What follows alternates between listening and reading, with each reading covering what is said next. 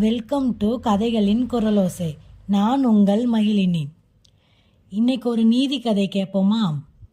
கதையின் தலைப்பு, பிறர் மனம் புண்படி பேசக்கூடாது. சரி, கதைக்குள்ள போலாம். விஜயபுரி என்ற நாட்டை விஜயவர்மன் என்ற மன்னன் ஆண்டு வந்தான். அவருடைய அரசவையில் மகிபாலன் என்ற அமைச்சர் இருந்தார். நகைச்சுவை உணர்வும் புத்தி கூர்மையும் நிறைந்த அவர் சமயத்திற்கு ஏற்றபடி பேசும் ஆற்றலும் பெற்றிருந்தார். ஆனால் அவர் தோற்றத்தில் மிகவும் குள்ளமாக இருந்தார். ஒரு சமயம் மன்னன் விஜயவர்மன் அவரை பக்கத்து நாட்டிற்கு தூதராக அனுப்பியிருந்தார். அந்த நாட்டு அரசன் பிறர் மனம் புண்படி பேசுவதில் விருப்பம் உடையவனாக இருந்தான். அதில் அவனுக்கு ஒரு மகிழ்ச்சி. தூதுவராக வந்த அமைச்சர் மகிபாலன் குள்ளனாக இருப்பதை பார்த்து அவனுக்கு மகிழ்ச்சி தாங்கவில்லை. உடனே அவன் அமைச்சரை பார்த்து, தூதுவனாக அனுப்ப உன்னை விட சிறந்த ஆள் கிடைக்கவில்லையா? இவ்வளவு குள்ளமாக இருக்கும் உன்னை போய் தூதராக அனுப்பியிருக்காரே உங்கள் மன்னர் என்று கேலியாக கேட்டான். இந்த பேச்சை கேட்டு அமைச்சர் மகிபாலனுக்கு கோபம் தலைக்கேறியது. தான் இருக்கும் சூழலை அறிந்து கோபத்தை அடக்கி கொண்டார். உடனே அரசர் அவரை பார்த்து, அரசே, எங்கள் நாட்டில் பெருமிதமான தோற்றம் உடையவர்கள் பல பேர் இருக்கிறார்கள்.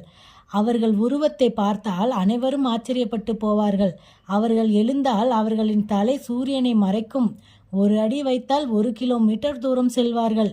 இதை கேட்ட அரசன், அப்படிப்பட்டவர்கள் உங்கள் நாட்டில் இருந்தால் உன்னை போன்ற ஒரு குள்ளனை ஏன் தூதுவனாக இங்கு அனுப்பி வைத்தார்கள் என்று கேட்டான். இதனால் அமைச்சர் பெரிதும் மனவேதனை அடைந்தார். உடனே அவர், அரசே, எங்கள் நாட்டிற்கு ஒரு வழக்கம் உண்டு. அந்த வழக்கத்திற்கு ஏற்ப என்னை இங்கே தூதுவனாக அனுப்பியுள்ளார்கள் என்றார். உங்கள் நாட்டு வழக்கம்தான் என்ன என்று குத்தலாக கேட்டான் அந்த அரசன். உடனே அமைச்சர் பின்வருமாறு பதிலளித்தார்.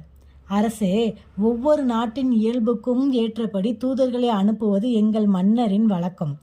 அறிவு உள்ள அரசர் ஆளும் நாட்டிற்கு அறிவு உள்ள தூதர்களை அனுப்புவார். முட்டாளான அரசர் ஆளும் நாட்டிற்கு முட்டாள்களே அனுப்புவார். எங்கள் நாட்டிலே வடிகட்டிய பெரிய முட்டாள் நான்தான். அதனால்தான் என்னை இந்த நாட்டுக்கு தூதனாக அனுப்பியுள்ளார் என்றார். இதை கேட்டதும் அந்த அரசர் அவமானத்தால் தலைகுனிந்தார். இனிமேல் யார் மனதையும் புண்படுத்தக்கூடாது என்று அவர் தம் மனதில் எண்ணிக்கொண்டார். அதன்படியே அடுத்து வாழ்விலும் நடந்து காட்டினார். எப்போ ஒருத்தரை நாம் கஷ்டப்படுத்தணும்னு நினச்சி பேசுகிறோமோ அதே கஷ்டம் திருப்பி நமக்கும் வருங்கிறது எப்பயுமே மனசில் வச்சுக்கோங்க. அப்போ தான் நீங்களும் நிம்மதியாக வாழ முடியும், அடுத்தவங்களும் உங்களை பார்த்து சந்தோஷப்பட முடியும்.